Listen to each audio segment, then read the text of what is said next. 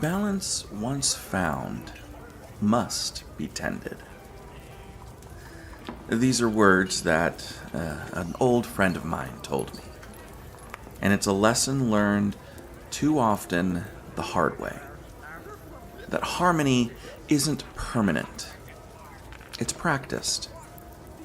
And when we stop listening, stop adjusting, stop caring for the blend, things begin to tilt.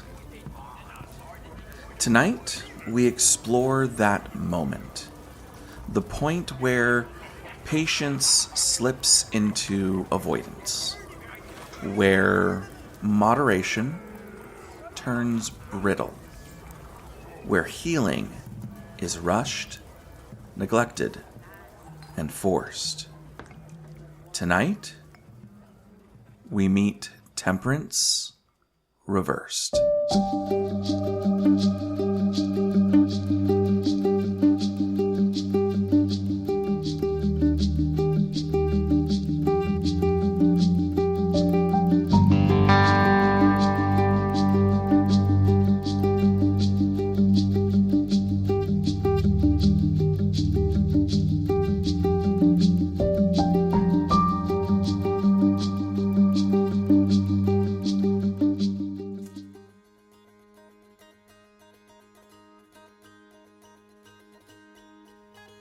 My road wound through the market town of Brindlewick, a place famous for two things: its crossroads and its cures. Stalls crowded the square from dawn till dusk, each promising relief from aches, griefs, curses, and cures disguised as aches. Bottles clinked, powders puffed into the air, and hope, thick and desperate, hung heavier than the incense. That is where I met Master Pelavar. Though he introduced himself as Dr. Pelavar, alchemist of harmonies, he stood atop a small crate, cloak swirling, voice smooth as poured honey. "Why suffer slowly," he proclaimed, "when balance can be restored in a single draft?" He held up a vial of swirling liquid, three colors chasing one another in constant motion, and the crowd leaned in.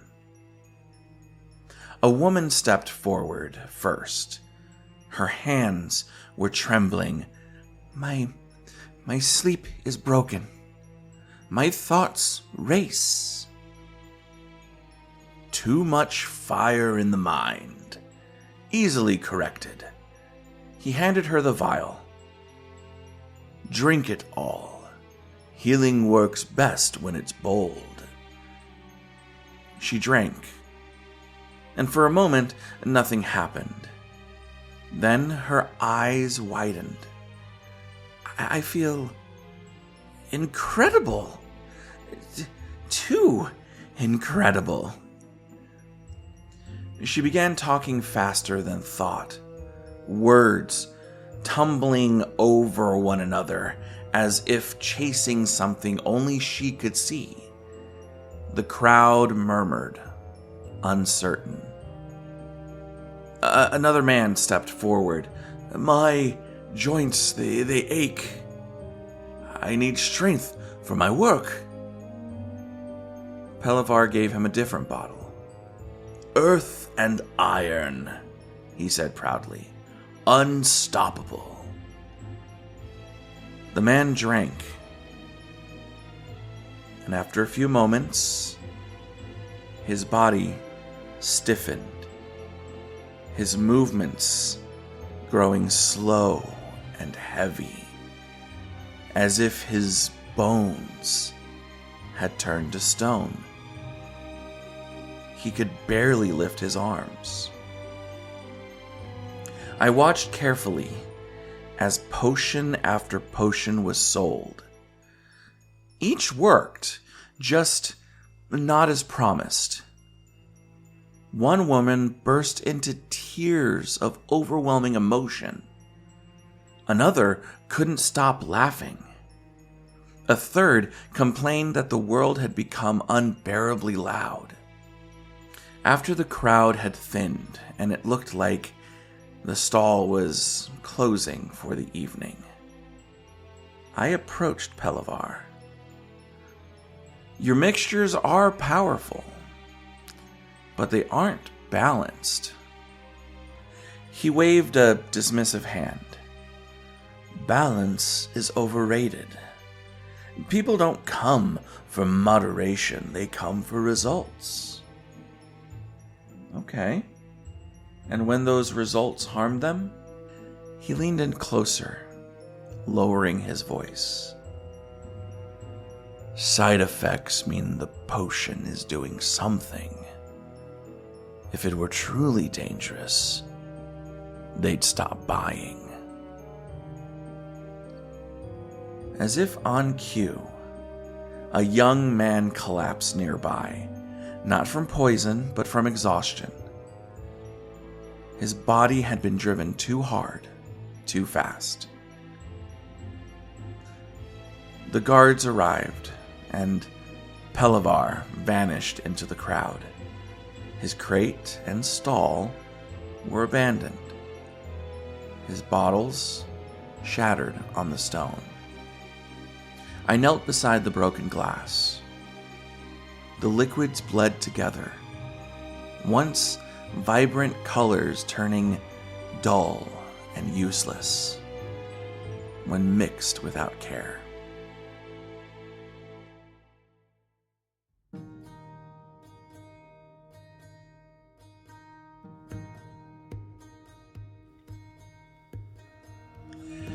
Temperance Reversed speaks of imbalance, excess, and misalignment. Where upright, temperance blends with care, reversed, temperance pours without measure. This card appears when something is completely out of harmony, when extremes have taken over, or when healing is rushed instead of respected. It can signal overindulgence, a burnout, emotional volatility, forcing outcomes before their time, ignoring the inner signals in favor of urgency, a spiritual or physical imbalance. Temperance Reversed often asks us to look at how we are trying to fix things. Are you piling on effort where rest is needed? Forcing clarity instead of allowing it? Mixing elements that don't belong together simply because you're tired of waiting? This card warns that too much of even a good thing can become harmful. When temperance appears reversed in readings, it often shows up at moments of internal or external overload. You may feel scattered, pulled between needs and obligations, or identities that refuse to blend. In relationships, it can look like emotional extremes, giving too much of yourself, withdrawing a little too far, or trying to force harmony where boundaries are needed. In your work or creative life, it can signal a burnout, poor pacing, or chasing results at the expense of sustainability. Spiritually, Temperance Reversed can point to a bypassing, using rituals, beliefs, or positivity to avoid that deeper healing work. The flow is subtle but persistent. Something is overdone. Something else is being ignored. The question becomes not what needs fixing, but how you're approaching the fix.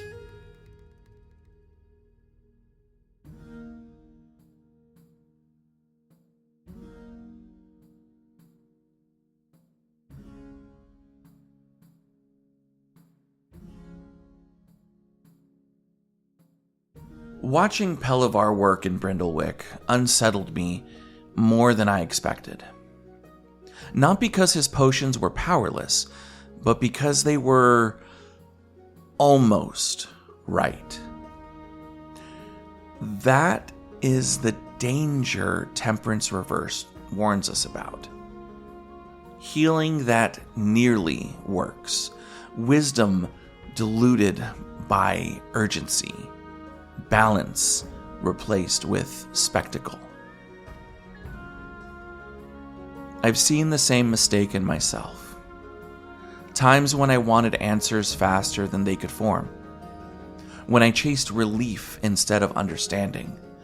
When I mistook intensity for progress. Pelivar wasn't selling poison. He was selling shortcuts. And shortcuts, I've learned, always collect their price later.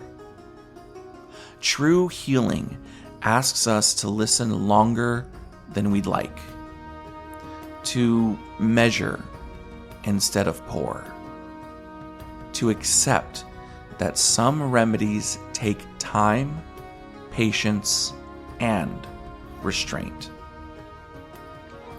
So if you find yourself drawn to the quick fixes or the dramatic solutions, pause. Ask not, does this work, but does this restore balance? Because power without care doesn't heal. It destabilizes.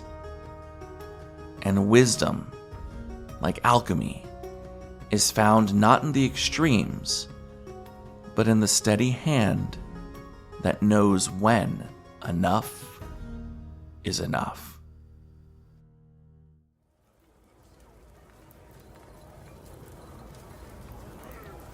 Be mindful, adventurer. When balance is ignored, something else always steps in to fill in the gap. What begins as excess can harden into habit. What starts as a shortcut can quietly become a chain.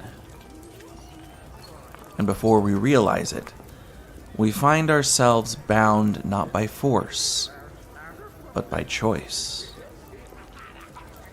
And that is when we turn our gaze towards those bindings, the temptations we accept, the illusions we cling to, and the shadows we mistake for freedom. Next time, adventurer, we're going to have a little visit with the devil. Until we meet again, adventurer, the Tarot Tavern is always waiting, where stories are etched in the cards and wisdom flows like mead from the tap. The journey doesn't end here. It's only just begun. Come back soon. Your next chapter awaits. Before we part ways for now, I just want to say thank you again for spending some time with me here at the Tarot Tavern. Every tale told and every card turned is powered by passion and a fair bit of coffee. If you'd like to help keep the lights on here at the tavern, I've set up a coffee page at ko-fi.com/the Tarot Tavern. That's TheTarotTavern. There, you can toss a one-time tip to the bard, or if you're feeling especially generous, you can become a frequent adventurer. Frequent adventurers are monthly supporters who help cover the behind-the-scenes cost of this podcast. Hosting fees, production tools, ink for the quill, wax for the candles, you get the idea. As a thank you, Every frequent adventurer will receive a personal shout out right here on the podcast and a special Tarot Tavern sticker mailed directly to you as a token of my thanks. It's my way of raising a glass in your honor and letting you know just how much your support means to me.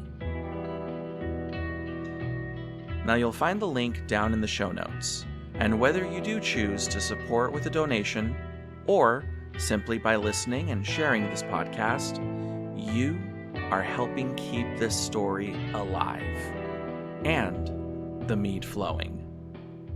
And honestly, adventurer, I couldn't be more grateful.